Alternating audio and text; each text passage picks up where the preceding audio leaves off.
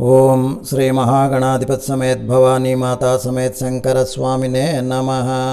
सभी मित्रों को नमस्कार। मैं आपका सनातन स्वामी।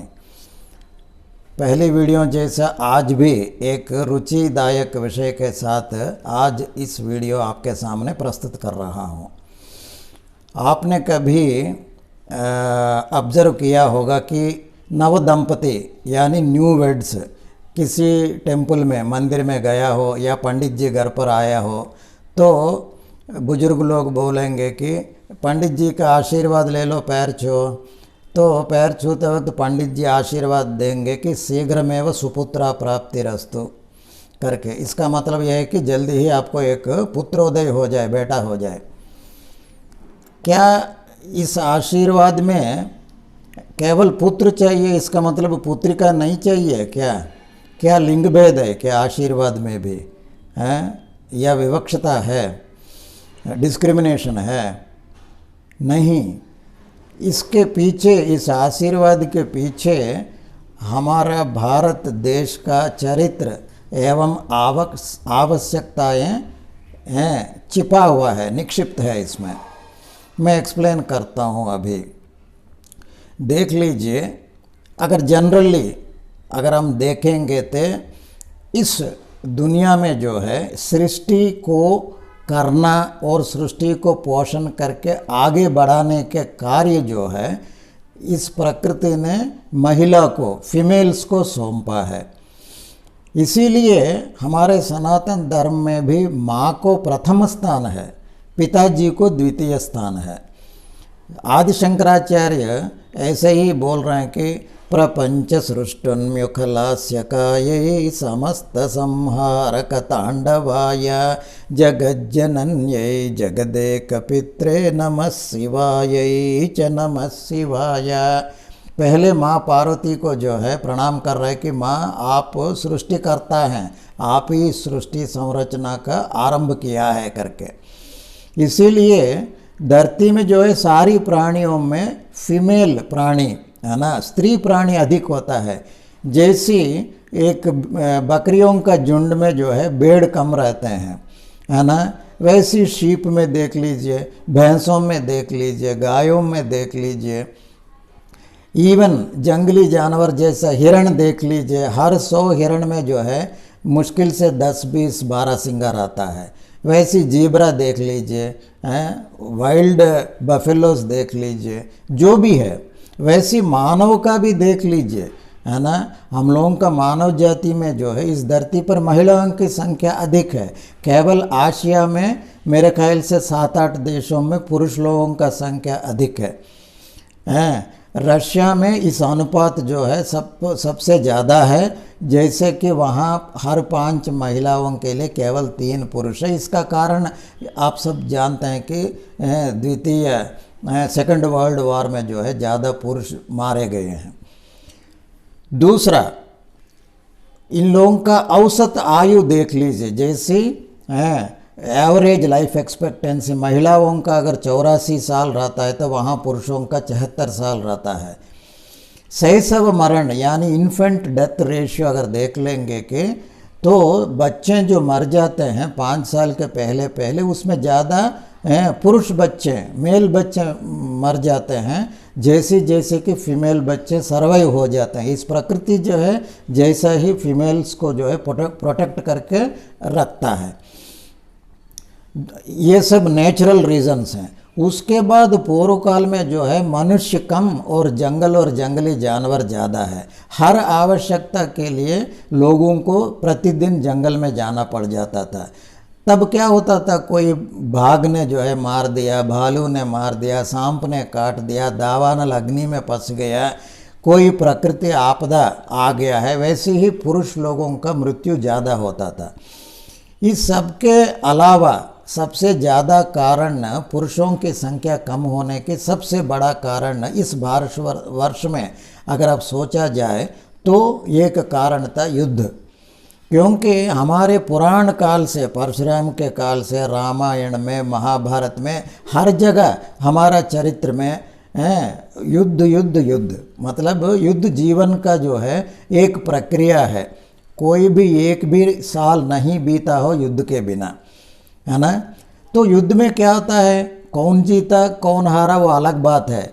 दोनों में जो है एबल बॉडीड मैन यानी 18 वर्ष से लेके 45-50 वर्ष के आयु के बीच में मेल्स मतलब पुरुष लोगों का जो है गिर जाना, मर जाना, यही तो होता है ना। कोई भी जीते कोई भी हारे।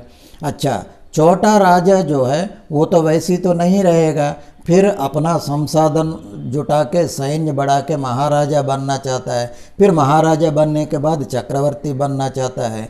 तो इसके लिए क्या करना होगा, 7-8 राजाओं को जो है हार कर उन लोगों से इनका जो है चक्रवर्ती कहलवाना चाहता है। तो उसमें भी क्या होता है, फिर युद्ध होता है, कोई तो दूसरा आके पादाक्रांत तो नहीं होता। तो इसमें भी जो है हजारों लाखों लोग पुरुष लोग मर जाते थे। ये इसके तो ठीक है, हमारा तो ये तो अंतर्गत मामला था। उसके बाद क्या हुआ, ऐसी चलते चलते जब 11वां शताब्दी 12वां शताब्दी आया, तब तक क्या हुआ कि पश्चिम दिशा से भारत देश के ऊपर लुटेरों का और अतिक्रमणकारियों का मतलब मुस्लिम राजाओं का जो है बहुत अतिक्रमण होकर युद्ध होता था। युद्ध होने के बाद जीतने के बाद जो है वो लोग गांव-गांव है ना, बहुत सारे गांवों को आग लगा के वहाँ पुरुष बच्चों को मार काट के स्त्रियों को उठा के ले जाके बहुत जो है मृत्यु तांडव करवा देता था। तो इसलिए क्या हुआ कि कई राज्यों में पुरुषों का संख्या एकदम गिर गया भारतवर्ष में। तब राजाओं ने, पंडित लोगों ने मिलकर ये सोचा कि हम लोग जो है अभी प्रजोत्पत्ति करवाना है, मतलब पॉपुलेशन बढ़ाना है, ताकि अगले 18 से 20 साल के बाद फिर एबल बॉडीड मैन का मतलब हमारे ज़रूरतें पूरी हो जाएंगे।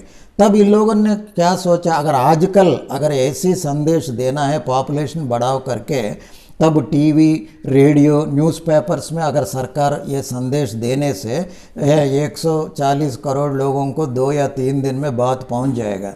लेकिन पूर्व काल में हर चीज़ जो है मौखिक होता था, मतलब एक से दूसरे से बातों पर ही होता था। तब उन लोगों ने सोचा कि ये संदेश जो है हमारी कल्चरल सेंटर्स के द्वारा व्याप्ति होना चाहिए। हब्स, कल्चरल हब्स, उस पुराने ज़माने में हमारी सांस्कृतिक केंद्र क्या है, हमारे टेम्पल्स हैं। तो इन लोगों ने क्या किया, टेम्पल्स के ऊपर जो है संभोग आसन है ना, उसका शिल्पकला सौंदर्य के रूप में जो है बनवाया तरह तरह के, है ना। तो इतनी मेल पॉपुलेशन गिर गया था, आप अगर देखेंगे तो एक मेल पुरुष के साथ 2-2, 3-3 महिला ऐसे संभोग आसन का शिल्पकला जो है टेम्पल्स के ऊपर बनवाया, ताकि टेम्पल्स में क्या है हर प्रतिदिन या सप्ताह में एक बार, हर पूर्णिमा, हर अमावस्या या हर त्यौहार में हजारों लोग जुट जाते थे। उसमें जो भी प्रजनन आयु में जो भी जो है स्त्री पुरुष हैं, उन लोगों का नज़र, उन लोगों को दृष्टि सबसे पहले इसके ऊपर गिरना है, और ये लोग काम प्रेरित होकर जो है ज़्यादा बच्चों को पैदा करना है, ताकि ये राजाओं का और पंडितों का आशा ये है कि कम से कम 15-20 बच्चे एक दंपति का पैदा हो जाए, तो उसमें जो है कम से कम 6-7 मेल बच्चे तो होंगे। फिर 18-20 साल में ये सब लोग जो है राज्य में सैनिक में आएंगे, या कम से कम समाज के प्रोटेक्शन के लिए तो काम में आएंगे। तो इस भावना से जो है अद्भुत शिल्पकला का जो है ये सब चित्र बनवाए थे। फिर उस समय का पंडित वर्ग ने ये स्वीकार लिया कि आगे जो है हम आशीर्वाद देंगे, तो सुपुत्रा प्राप्तिरस्तु करके आशीर्वाद देंगे, क्योंकि पंडितों का, ब्राह्मणों का दूसरा नाम है भूसुर। बहुत सारे लोगों के जो है वाक सिद्धि भी होता था, इसका मतलब है जो बोल दिया वो सिद्ध होके, सच होके निकलता था। तो इसीलिए उन लोगों ने उस लगभग 12वां शताब्दी से लेके आगे जो है यही आशीर्वाद देने लगे हैं। तो ये सब बनवाने के बाद उस टेम्पल से जो है 4-5 मील दूर तक गांवों को खाली करवा के उस ज़मीन को ऐसी छोड़ देते थे, ताकि अपने आप जंगल पैदा होकर लोकल पॉपुलेशन को पता हो, लेकिन मुस्लिम अतिक्रमणकारी राजाओं को, सैनिक को ये पता ना चले, या तो ये लोग इतनी अद्भुत शिल्पकला टेम्पल्स को जो है वो लोग ध्वस्त कर देंगे, इसीलिए छोड़ देते थे। वैसे ही खोज में पता चला अचानक ये खजुराहो टेम्पल्स है ना, जंगलों के बीच में, लोग चौंक गए कि इतने अद्भुत शिल्पकला सौंदर्य के साथ वो टेम्पल्स बनवाए थे। तो एक कारण था। अगर दूसरा भी अगर देखें, मैंने पहले ही बताया था कि हम लोगों का जो है ये प्रकृति ही जन्म दे रहा है और प्रकृति जो है पोषण करती है, इसीलिए जो है प्रकृति को हम मैया बोलते हैं, है ना। प्रकृति माता पार्वती, प्रकृति मैया, भू माता, भू देवी बोलते हैं, भू पिता नहीं बोलते हैं।